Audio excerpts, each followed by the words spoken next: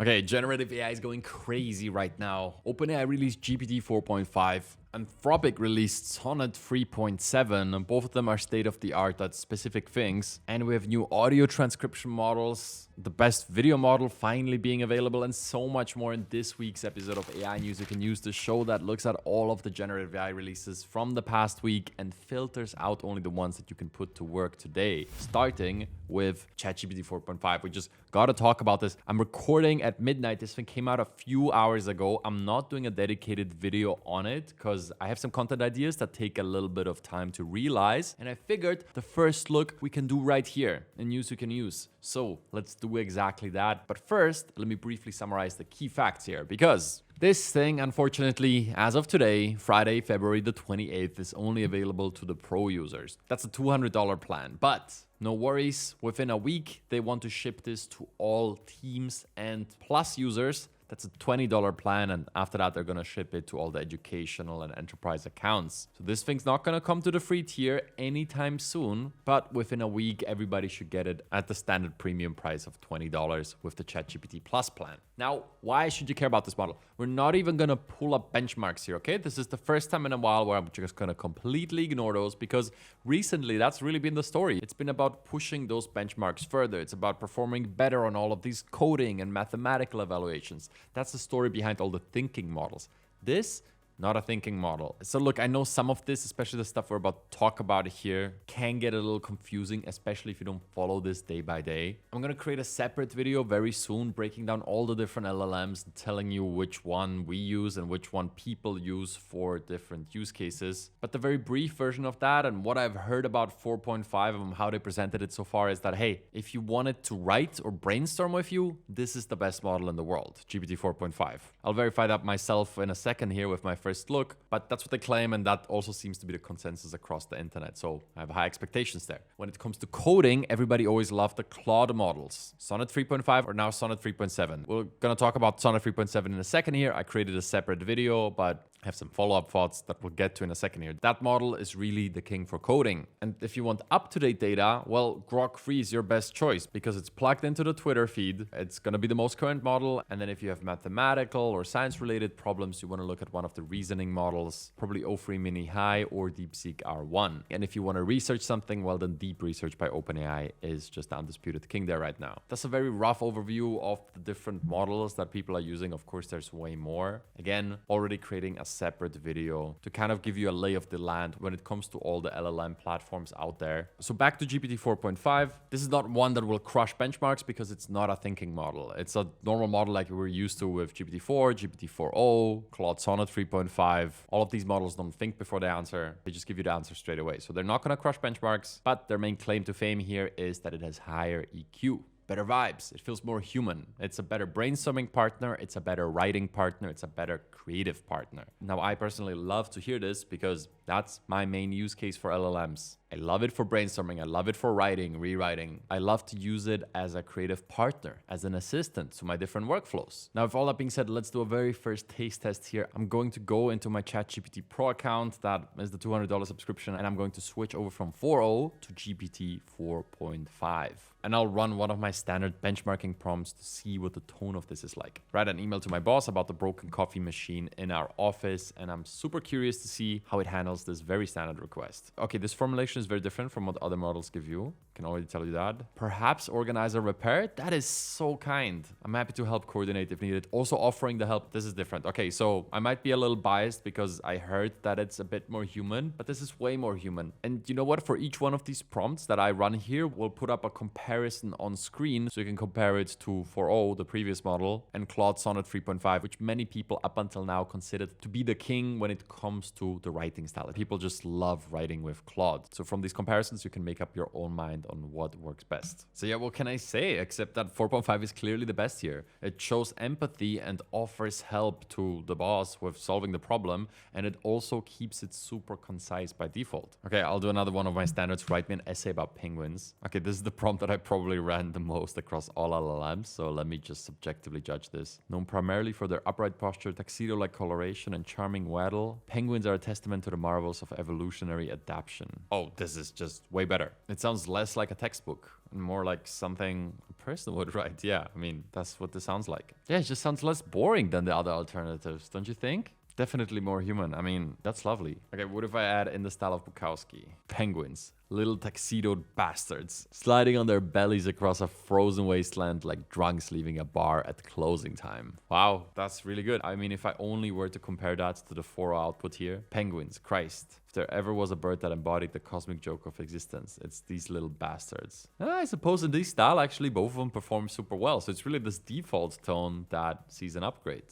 Interesting. Okay, for the idea generation, I'll go with something very standard that I've also done a ton, helping it to brainstorm me titles for YouTube videos. LMs are generally speaking not very good at this. I include a few keywords here that I really like there, like generate emotionally engaging ideas for a YouTube video title that compares various LLM platforms like ChatGPT, Claude, or Gemini. Let's run this in 4.5, 4.0, and Claude. Okay, instantly I can tell this is better. So look, these are just the first few prompts, and I realize that this is not a comprehensive test, but I've ran these things so many times. I used prompts like this in every LLM out there. It's just higher quality. These are actually usable titles. This is really good. Also, this is really good. Yeah, also this is really good. So if you look at some of these other ones, yeah, this one's good. Oh, look at that. Actually, 4.0 upgraded also, I gotta say. These results changed from a few months back for sure. Okay, actually, I like 4.0 here. And then Claude is a bit too verbose on this one. Generally speaking, for ideation, it never used to be my real go-to model. It's really good. Don't get me wrong. Claude was the one that I just really liked for writing and rewriting. And code, of course. Okay, what about a cheeky little follow-up prompt here? What other similar videos could I create? Okay, 4.5 comes up with categories. It talks about the target audience, which is something I should have mentioned, but I consciously didn't. Best AI for work, that's a good concept. Everyone's wrong about ChatGPT and Claude. Heck, I want to click that myself.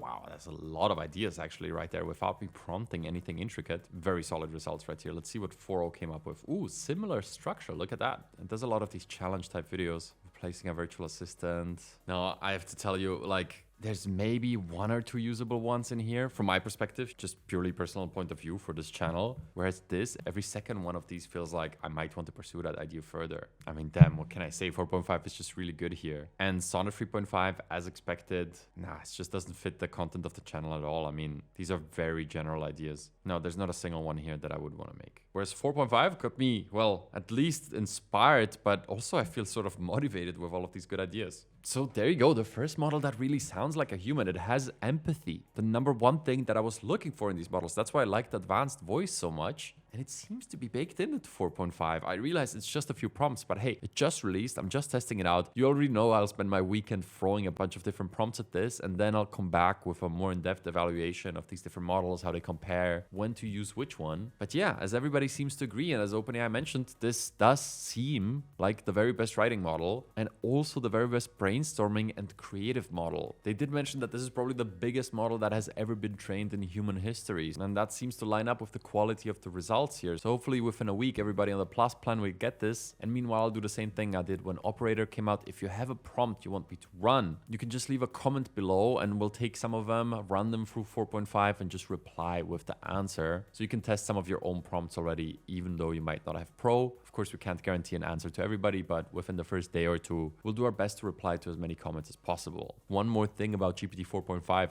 this is wild. If you want to use this model through the API, this is the wildest LLM pricing that we've ever seen. 1 million input tokens cost $75. Just to compare, if you were to use DeepSeek R1 through the API, 1 million input tokens cost 14 cents, okay? The output, so when it replies to you, $150 per 1 million tokens. $150? That's virtually unusable for like 99% of the use cases. That's crazy. So really, we're blessed with the fact that this is available through ChatGPT because the API costs are just not feasible right now. All right, so that's 4.5. That's really the main story of this week. But then we also got Sonnet 3.7, and I created a separate video on that. Now, that's an incredible model, especially for coding. It's a thinking model, and I've been using Claude Coder ever since a bit. So I just want to follow up on that video. If you've already seen it, I give you an overview of what Claude Coder does and an overview of Sonnet. One thing that I failed to mention is the API cost that comes with Claude Coder. I said Sonnet is free, which it is. You can freely access it on Claude.ai. Also, Claude Coder is free. There's no subscription, but using Claude Coder takes up API credits. And I've been using it every day for about 30 to 60 minutes to build little Chrome extensions or little dashboards with different AI apps in there and presets for myself. And the average usage for me over the past 5 days has been $10 per day. I mean, $10 for a little application is sort of neat, but most of the times these are just crappier versions of what you would get for, I don't know, a $10 or $20 subscription from some other service. So it's definitely not cheap. And I wanted to make that clear here. Claude Coder itself is free. I think they put it behind a waitlist now because of the popularity actually, but the API requests aren't. Let's move on to the next one.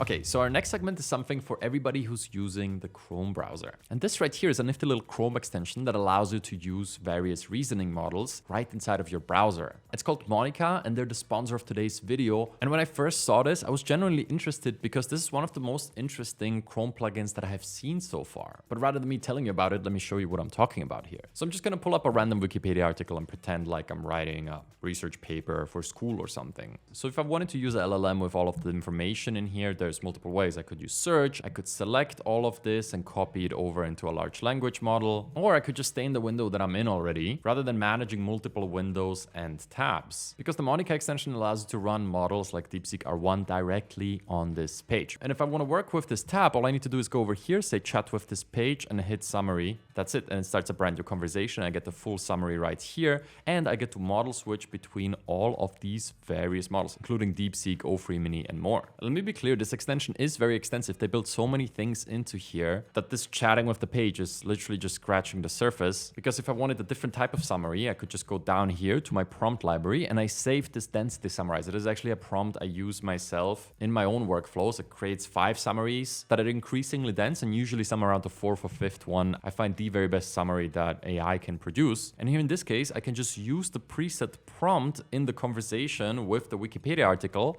And without me having to type, copy, paste, anything like that, I just applied my prompt preset. And here I have my 5 summaries, 5 increasingly dense summaries. Usually I look at number 4 and 5, and those are just way better than anything you will get from a simple prompt that gives you 1 dense summary. And then obviously you could add your own custom prompts to this library, use voice inputs, search the web, all of the good stuff that you might be used to from your favorite LLMs. But it's all right here in this application. And what I was showing you here was the free trial of it. Now, if you want to fully use all the features and get more than 40 requests a day, then you'll have to subscribe for the paid plan. But if you've been following this channel for a while, you might have noticed that this is literally the first browser extension that we've ever featured. And we get a lot of requests for these. I mean, people use AI tools to just build them quickly. But I figured that this one in particular is super neat and might even cater to the needs of some power users here because it has so many other features that you can dive into. So go ahead and test it yourself on the free plan. Download the Monica Chrome extension today from the link at the top of the video description. And if you do sign up, use the code TAA10 to get 10% of all plans. And they also have a second offer right now. If you subscribe within 24 hours of signing up and get the annual plan, you'll get 25% of that. All right, now let's get back to more AI news that you can use. Our next segment is that they're finally rolling out ChatGPT Deep Research to all paid users, not just the pro plans. So if you're on the $20 ChatGPT plan or the Teams plan or the educational plan, you now get 10 deep researches a month. I still think this is the most significant AI releases for most consumers that we got ever since GPT-4 maybe. And if you haven't given it a shot, this is the time to try it. I've been talking about it regularly over the past week, and I created a separate video looking at 12 incredible use cases for this tool. So if you haven't seen that video, or if you didn't watch the video because you didn't have access to the tool, now is the time. We'll link it in the description below. All ChatGPT Plus users, you can use Deep Research now,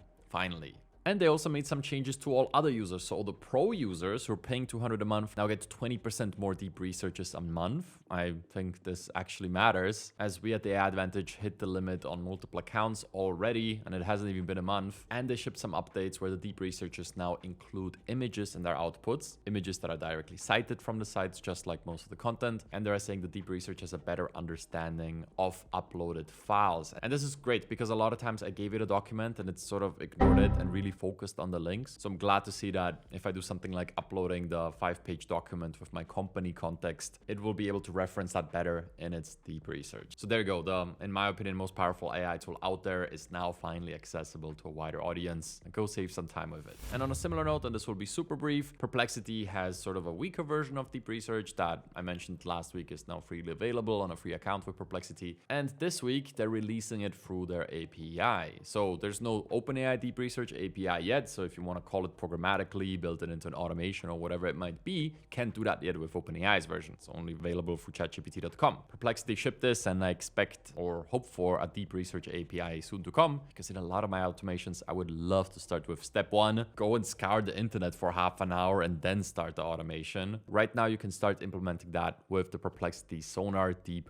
Research API if you want to. Let's move on to the next one, which is the release of VO2. So this happened towards the end of the last week, so we didn't catch it in that news roundup video. But VO2, the best AI video model, as most people agree, that's Google's model, is now finally available. Up until now, we only had previews and a lot of examples, and some select people who were in touch with Google had early access. But now we can finally use it, and there's two sources. One of them is on Freepik, the second one is on File.ai. I'll include both links in the video description below, and we did the classic thing that we do here at the Advantage, and that is running the basics test prompts so you can compare this to some of the other state-of-the-art model while watching the video. Right now on screen, you'll see comparisons of some of the clips we have done, like this wonderful sloth hanging out in a pool. And let me tell you, all of these examples, VO2 just nails. It's better at human expression than pretty much all other models. The water looks really realistic. I know that you must have heard this 100 times before, but this is the best AI tool in this category. And the reason you keep hearing that statement so often is because generative AI is just progressing so damn fast. So if you kind of lost track of all the video generators and you were wondering what's best, it's this one. And you can use it on these two sites. Just in case you want a more nuanced answer to that, that's why we publish monthly video tool rankings in a free area of our community. I'll also include the link to that below. But basically every month we sit together with the team and we re-rank all the video tools, add the new ones that were released, and post it in sort of this blog article with an image at the top that instantly shows you what the best tools are. We also do this for image tools and all the LLM platforms. Completely free. We do this to keep on top of this ourselves anyway and just publish the results for anyone else too. Okay, so this is just a quick release from Pika, that is an AI video generator. And I thought this one in particular was quite funny because it allows it to replace specific objects from a video with AI video. And what we're gonna do here is I'm just gonna throw this over to the editors, but let's give them something to work with, like this frying pan that I have right here. So have fun replacing this for the edit. I wonder what you will come up with. All right, let's move on to the next one. All right, next up we have a new model from ElevenLabs. This is a state-of-the-art speech-to-text transcription model, beating out all the other models on the benchmarks and sounding kind of crisp. Hey, can you put me through to sales, please? So to be clear, this is a model that transcribes text. So I could take these words that are coming out of my mouth right now and turn them into text in the most accurate and flexible manner. So 99 languages, beats every other model on transcription accuracy, which I guess soon is going to power everything that can use subtitles, from YouTube videos to Netflix videos. I don't know if you noticed, but recently Netflix made some updates and a lot of the movies are now available with 30 different languages of subtitles. This wasn't the case a year ago. Same thing for the voices. A lot of them used to have 2, maybe 3 different voice tracks. I had like English, German, and maybe the native language of the film. Now there's like 10, 15 choices of different audio tracks. And Netflix talked about the fact that a lot of that is AI. I don't think all of it, but models like this are going to bring this to every platform eventually. You can expect YouTube videos that are just transcribed and dubbed perfectly into all languages. It's a wild world we're entering, and I just wanted to cover this because it's available now. And also one more side note, I created a video with ElevenLabs on a channel this week, and I just wanted to mention it one more time as the comment section has been extremely positive. People seem to love that video. If you haven't seen it, I recommend you check that out too. In one sentence, it's a free mobile app that takes written text, a link, or a PDF file and turns that into a voice file or a podcast that you can listen to. Completely free, like legitimately, without restrictions, without a credit card, nothing. It's quite amazing. And I love to see that a lot of the viewers of this channel enjoyed that video, are enjoying the app. So I just want to reference it one more time. ElevenLabs is just killing it right now. Okay. On to the next one. This one I just had to include in this week's video because I just thought to myself that this must be the coolest release ever. And maybe it's just me because I grew up with these games, but they made an agent that is powered by the new Claude and that has access to an emulator of a Game Boy, play one of the original Pokemon games. And not just that they showed this off, there's also a live stream that is actually running ever since. I hope it's still available by the time this video is up, but as of now, there's 1,900 people watching an agent that uses Claude play Pokemon in real time. You can look at the Pokemon battles. You can look at it, pick the attacks, navigate the maps, get through the gyms. It's actually doing it, and you can see the decisions in real time. So any Pokemon fans out there, I would kind of recommend to check out the stream and see what this is about in real time. Right here, it's thinking about the Pokemon team's health, removing unnecessary information like the previous battle logs, and considering the use of the escape rope to get out of this cave. I don't know. I just thought it was fascinating to see. And when I was 5 to 8 years old, we were obsessing over this. I remember us trading all the Pokemon with the link cables in class. All the girls were kind of mad because they couldn't even walk through the class, but we were just nerding out at 5 years old, trying to catch them all. And now AI is doing it by itself. So there you go. The whole thing comes packaged in a beautiful thread that I highly recommend you read if this caught your attention. And if you don't care about Pokemon concretely, see these as a demo of what these models can do today, because something like this just did not work a year ago. But AI is kind of going for this trajectory, so expect more and more use cases like this being unlocked, and we'll be reporting on them here. And now let's move on to the next one, which is also a bit peculiar. This one is called Signs, and it's essentially an app that helps you learn sign language with the help of AI. I just really wanted to demo this quickly because it's a super fun app and experience here. So I'm just going to start the tutorial right here, give it access to my cam. There we are. Make sure you have the space to do the signs. Adjust your camera and move either closer or further away so that your face fits within the box. If you are right-handed, put your right hand into the blue. Excellent. Let me teach you the basics first. The first word I will teach you is the word hello. Let me show you how to do it. Stretch your fingers and tuck your thumb in. Now move your right hand so it touches your head. And now move your hand outwards. And that's it. Now it's your turn to try. Let's go. Start by copying the finger. Great. Now move your hand outwards. Awesome. Now, try doing it 2 more times.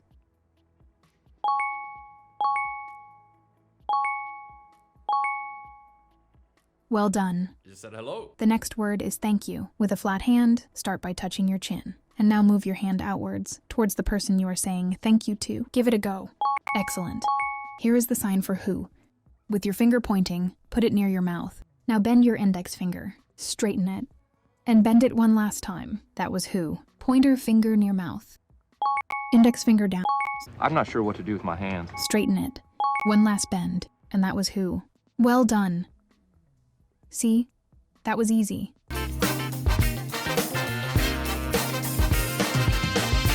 And there you go, that's science. I just thought the usage of the camera and how it recognized all the thingers was really interesting. And I suppose you can only expect more and more interactive learning experiences like this popping up as all of these tools become more widely available. If you want to learn sign language, this is a great way to do it, I suppose. And that's all I got this week. I can't wait to bring you a few more videos that go a bit more in depth on these various topics. I hope you find something that was interesting to you, and I will see you very soon.